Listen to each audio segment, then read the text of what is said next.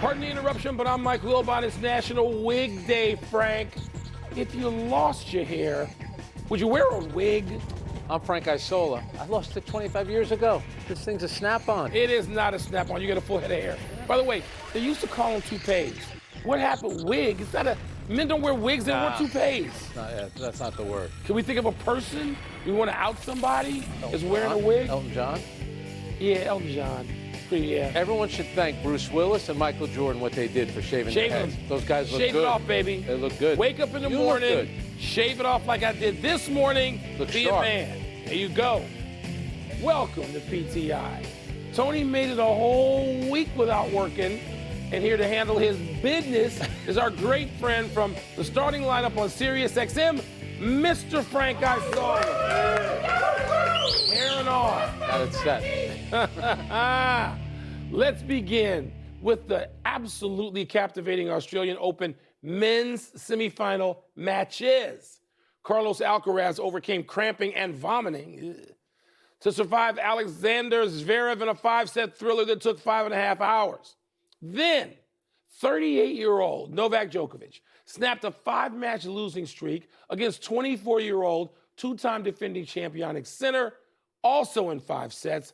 So now either Alcaraz at 22 will become the youngest man to ever complete the career slam, or Joker will win his record 25th major and become the oldest slam winner in the Open era. Wow.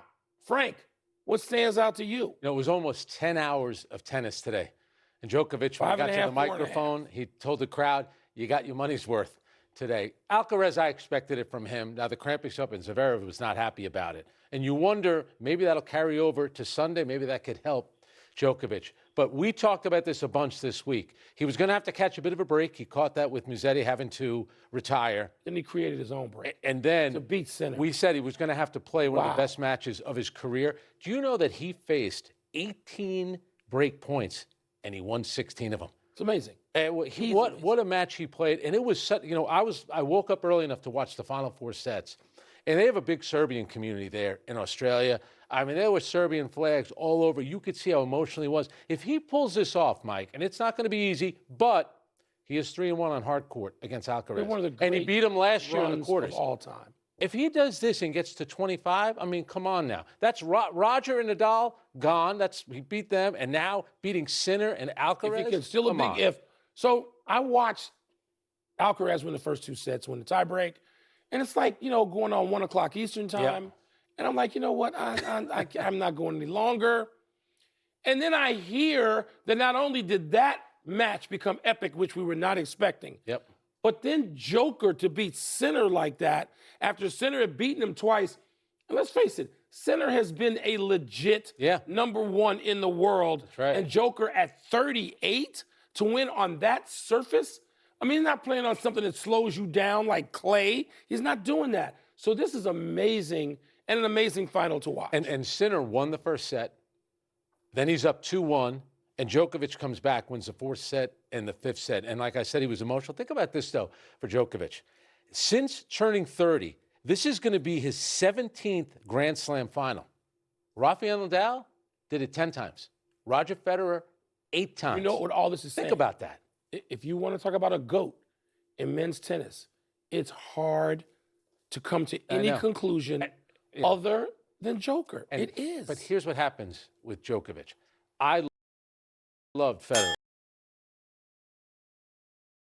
There was a gracefulness about his game. Nadal, you know, just like how hard that he works. Like he's a puncher. He's like Joe Frazier out there. Djokovic has been involved in a lot of controversial stuff, so he's not as beloved. But you're right. He may not be as beloved, but he beats you. He's Can beat you imagine everybody. if he wins on Sunday? Now, the thing, you're going to get up at 3 o'clock to watch it? No.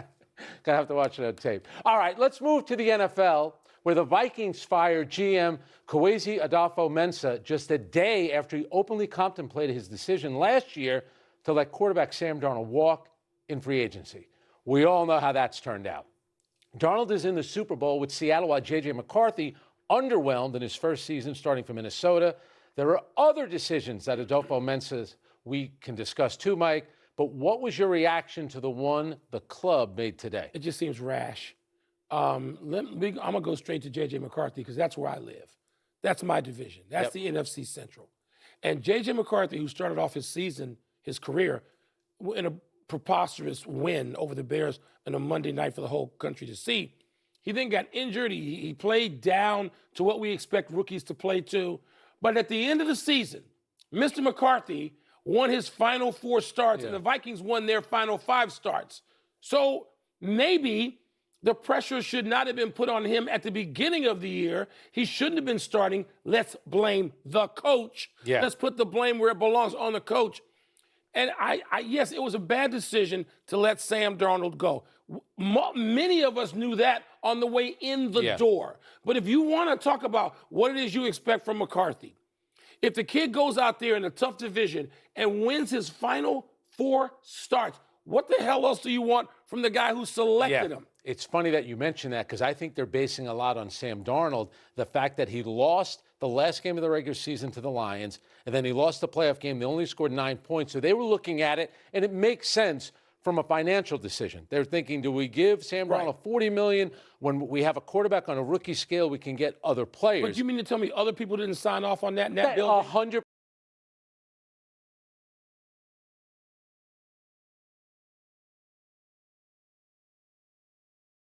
Because to me, it's the most important position in professional sports, quarterback. It looked like you had a guy. It's so hard for so many teams to get that guy. And you're paid the big bucks. And what's interesting about Kwesi is that he's a guy, he's a basketball guy. Went to Princeton, obviously really, really smart. He's a big analytic guy. See, you defend some of the analytic guys because you think it's a little unfair with what they did. To me, that's a big organizational decision. But they're also going to look at a lot of the players he drafted. I think they've gotten like 172 career starts out of all the players he's drafted. That's combined, and he hasn't drafted a Pro Bowler yet either. Okay, and all of that's fine. But we know this comes down to quarterback. Yep. And maybe he did get the right guy. So if he got the right guy, McCarthy, suppose McCarthy wins his first 4 starts next season. Yeah.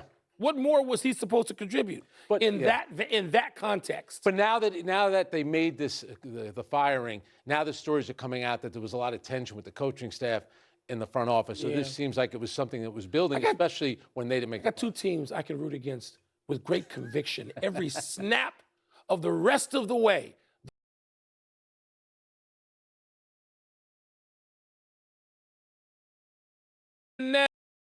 Now, let's go to some winter sports, real winter sports. Lindsey Vonn got injured in her last downhill race before next week's Olympics. Vonn crashed today in snowy conditions in Switzerland. She managed to ski down, but was then airlifted out.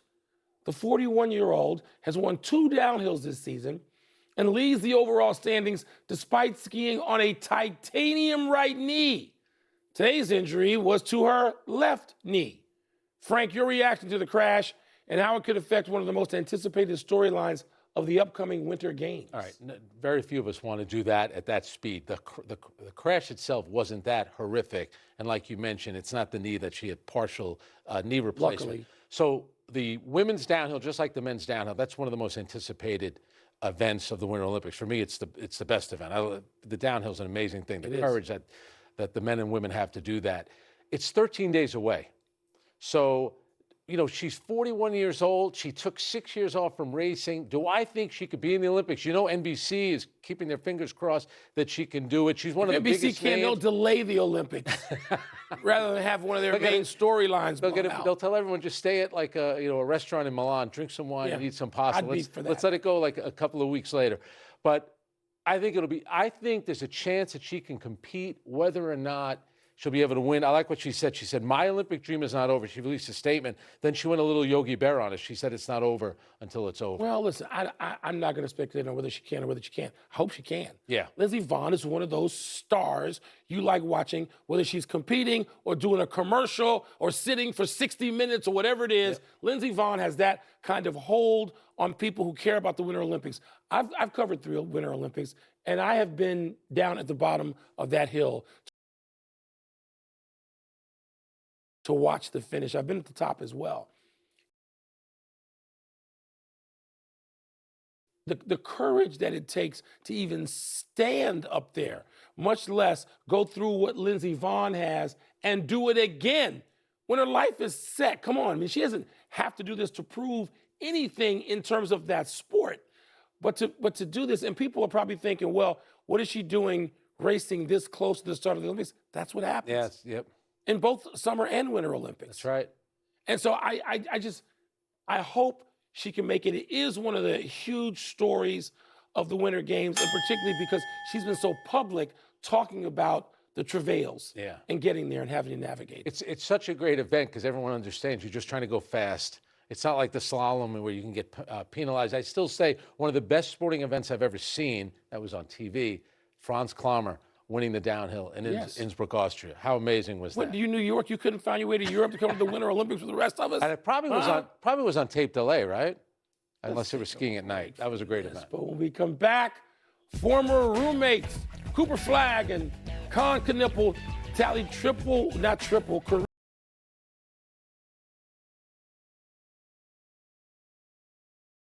Wait, I'll be a correspondent. The jump is every bit as, That's oh my true, too. God, as the downhill. You gotta be crazy.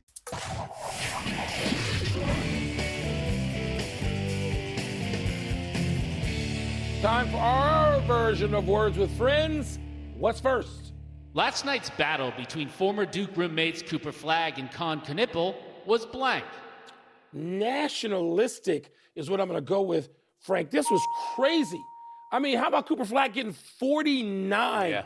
I mean, he started off the year slowly, kind of slowly, and has now just exploded. Knueppel, because he's playing for a team nobody cares about, and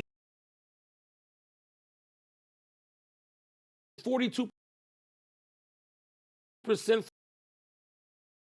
from three. If you ask me right now who my vote went for Rookie of the Year, where my vote goes, I think I say Knueppel. Really? Yeah, Flagg can pass him. He probably will. He's in a groove now. But here's the thing. You don't get American kids who are that great anymore. The last 7 MVPs, all international players. You got to go back to James Harden in 2018.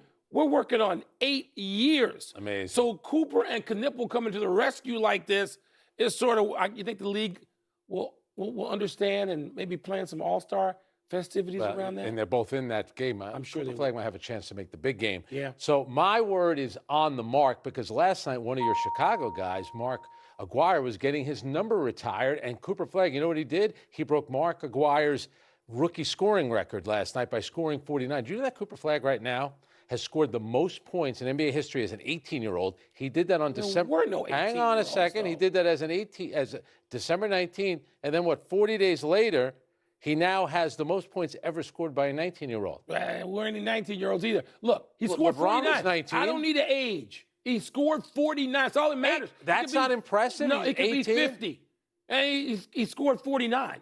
That's what. And by the way, and he missed Mark the shot Aguirre, at the buzzer. the greatest high school player I ever saw. He missed the shot at the buzzer, which would have given him 51. Yeah. I got one for you though. Okay. So the two rookies last night. That's the most points combined by two rookies in the same game since 1971.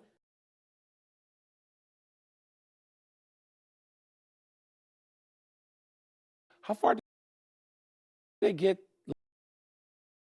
last year together playing on a college team? I know that was.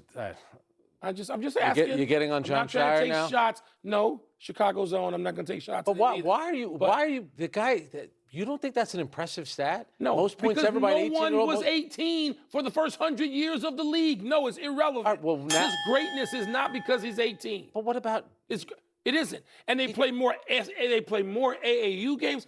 Kids now play 70 games a year. You know this. They play 70 games a year when they're 15. No, it doesn't. LeBron was 18 and played. Okay. Kobe was. They're about to all-time legendary players. It's great because they're great players, not because they were 18. All right. Huh? All right. What's next? Says the 38-year-old over here. Still impressive. Last night's 3-goal rally in the last 2 minutes by the Hurricanes was blank. Confusing for me, Frank. Yeah. Just because the Hurricanes, and I think it's cool whenever, and it's not often, they dress up as who they were, the Hartford Whalers. That's always pretty cool to me. I'm sure, it causes people to go with Twitter in Bristol. But they're dressed as the Hartford Whalers, and they're having this comeback, this historic comeback, beating a team.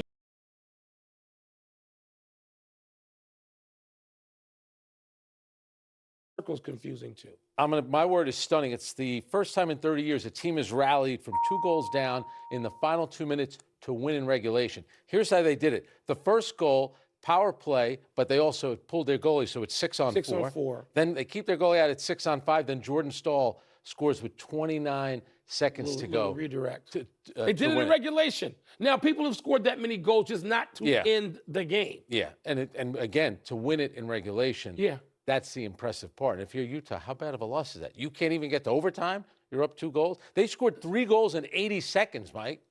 So there should be some defensive drills if they, actually have some skate time before their next game. But it was just what gets me is the visual of the Hartford Whalers. It seems like there are more NHL clubs who have just sort of moved, renamed themselves, reinvented themselves. It seems like half the league is something else. Yeah.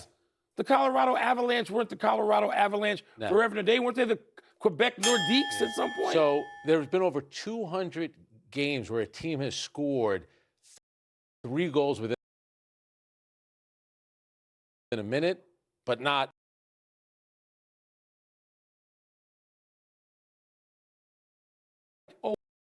Oh, he's 18. It's like that. Being 18 isn't impressive. How many 18-year-olds are scoring 40 points in a game? You're a hater. You're a hater. Not the one in Big my time. house. That's the final word. Let's take one last break, but still to come, the Nuggets get some bad news followed by some good news. There's the good news. And a big weekend ahead for Michael Wilbon's Big Ten in basketball. How many 18-year-olds are in that game? A lot. That's where they should be. They're scoring 40 points? So they should be, not in the NBA. How's that 18-year-old kids team doing? What are they doing? The Dallas Mavericks. How's that going? It doesn't have Kyrie or Anthony Davis. Who aren't. Time to get happy, people. Happy 23rd birthday to Amin and Asar Thompson. Amin plays for the Rockets and is averaging 18, 8, and 5.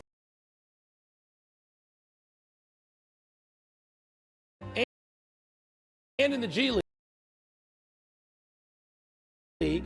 And then we're taking 4th and 5th in the 2023 NBA Draft.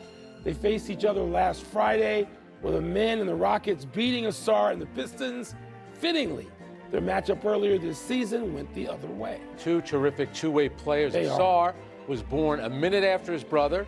He is 1 inch shorter at 6'7", but at 34 wins, he's got 5 more wins than his brother has with the Rockets. They are great defenders. Absolutely. And now already better offensively than we thought. And tough as well. Happy anniversary, John Riggins. On this day, 43 years ago, my man Riggo rushed for a then Super Bowl record 166 yards to lead Washington past Miami in the Super Bowl. The capstone was a 43-yard touchdown run on 4th and 1 to put away the game. It was the first of 3 Super Bowl wins for Hall of Fame head coach Joe Gibbs. And during his second win, 5 years later, Washington running back Tim Smith set the new Super Bowl rushing record that stands today. 204 yards in a win over the Broncos. The big run by Riggins in that game, the defensive back on the Dolphins that he ran over, Don McLean. Remember? Yeah. Riggins, I saw last week, he looks like he's 35 years old. We were thinking today about guys that got run over. We were thinking about Brian Bosworth by Bo Jackson. And remember when Earl Campbell ran over Isaiah Robertson of the Rams? Got him right here. Ran over a lot of people earlier than that, too. Happy trails to last night's game for the Red Wings. Detroit emptied its net, down 2 goals to the Capitals last night, and scored twice in the last 2 minutes to send the game to OT, the second on a simple dump-in that took a crazy bounce off the photographer's hole in the glass. At the end of the scoreless extra session, Capitals goalie Charlie Lindgren went down in pain, but with Logan Thompson unavailable and only a call-up in uniform, Lindgren stayed in for the shootout. Made no saves, but the Red Wings' third attempt hit the crossbar. The Caps scored to win all 3, won the game, then carried Lindgren off the ice and down the tunnel. There was a lot of celebrating last night.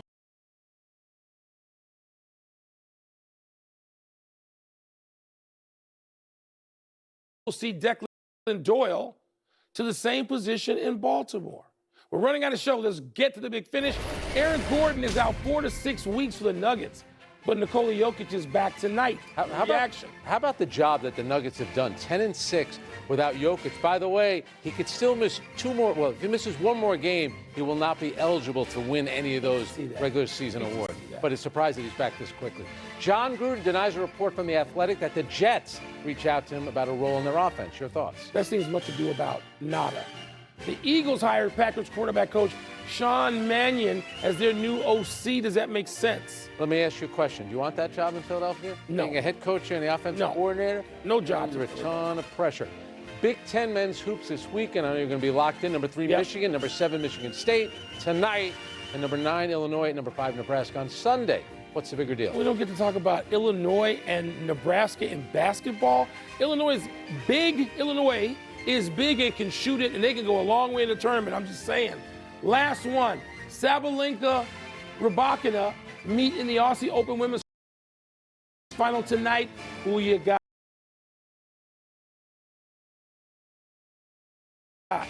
I think Sabalenka, she's playing last night. Looks like he can still play. We're out of time. Thanks for watching. I'm not 18, but I am Frank Isola. I'm Mike Wilbon. Have a great weekend, knuckleheads. And now, here's SportsCenter. Teenagers, go to bed.